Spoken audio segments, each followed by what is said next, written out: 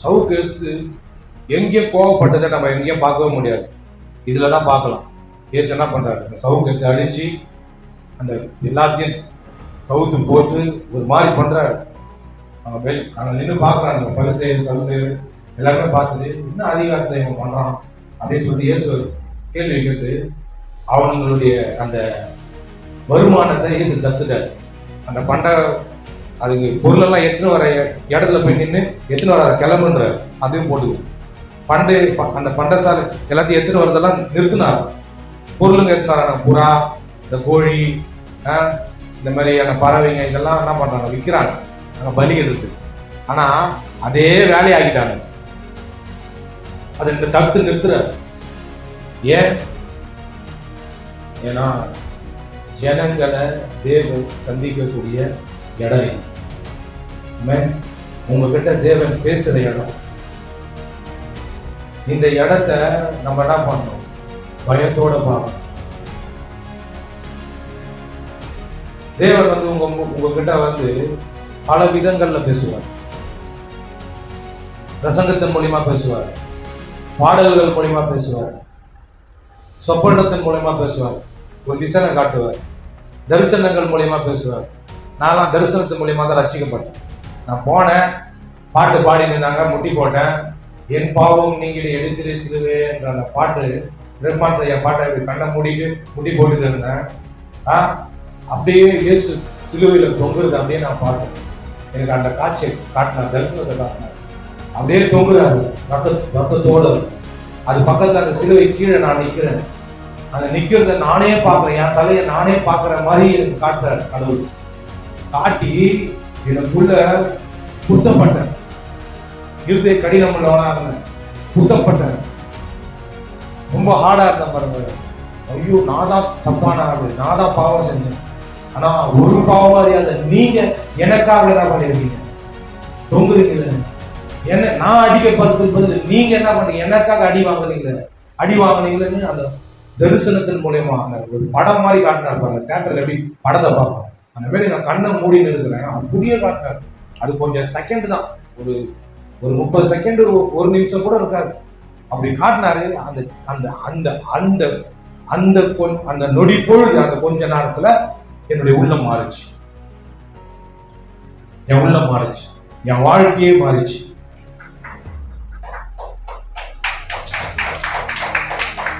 அப்போ இப்படிப்பட்ட சூழ்நிலையில நான் வந்தேன்ல, எப்படி வந்து உட்காந்து நான் ரசிக்கப்பட்டேன்.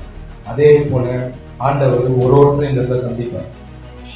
அப்போ நம்ம இதுக்கு கொடுக்க வேண்டிய கணத்தை கொடுக்க வேண்டிய கடமை நம்மளுக்கு இந்த இடத்துக்கு. ஏன்னா ஆண்டவர் வேற வழியில பேச மாட்டாங்க. வேற வழி கிடையாது. அவர் இருக்கிற இடம் இதுதான். இந்த இடத்த நம்ம என்ன பண்ணணும், சுத்தப்படுத்தணும், தூய்மையா பார்க்கணும். நம்ம என்ன பண்ணணும், இதுக்கு கணத்தை கொடுக்கணும். இது தேவன் வாசம் பண்ற இடம், தேவன் பேசுகிற இடம், தேவன் ஜனங்களோட இடைப்படுற இடம். வேற எங்கேயும் பேச மாட்டாரு. இங்க வந்தா ஒரு தேவனுடைய பிரசன்னத்தை நம்ம உணர்றோம், தேவனுடைய அந்த சமூகத்தை நம்ம என்ன பண்றோம், அனுபவிக்கிறோம். தேவனுக்கு கொடுக்க வேண்டிய கனத்தையும் மரியாதையும் நம்ம இந்த இடத்துல வந்து நம்ம கொடுக்குறோம். அப்ப என்ன பண்ணணும், இதை நம்ம கனம் பண்ணணும். இயேசுக்கு ஏன் கோவம் வந்து, ஏன்னா ஜனங்க வந்து அந்த இடத்த வியாபார சந்தையா பார்த்தாங்க.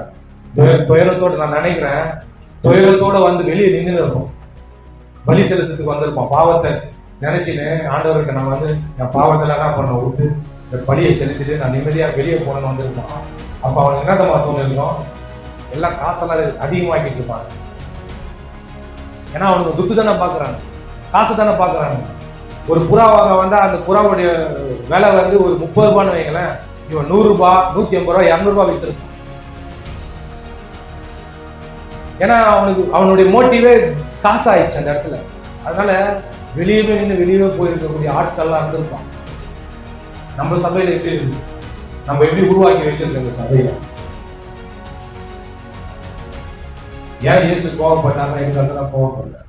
ஒடுங்கின இருதயத்தோட, இடிஞ்சு போன உள்ளத்தோட, நொறுக்கப்பட்டு கஷ்டங்களை அவங்க வாழ்க்கையில படுற அந்த கஷ்டங்களெல்லாம் எப்படியாவது எதனா ஆண்டவர் எதனா பண்ணுவாரா, எங்கன்னா வழி இருக்குமா, கடவுள் எனக்கு எதனா செய்வாரான்னு ஏங்கின்னு வர ஜனங்களை நம்ம வரவேற்கக்கூடிய ஆட்களா நம்ம இருக்கணும்.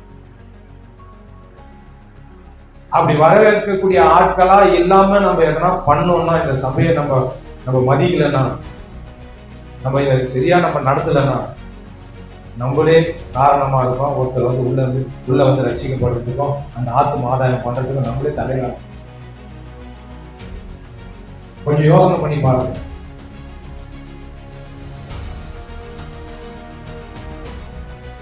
முதல்ல நம்ம இந்த சபைக்கு டைமுக்கு வரோமா, கரெக்டா நம்ம என்ன பண்றோம், காணிக்கை கொடுக்குறோமா, தசமபாகம் கொடுக்குறோமா,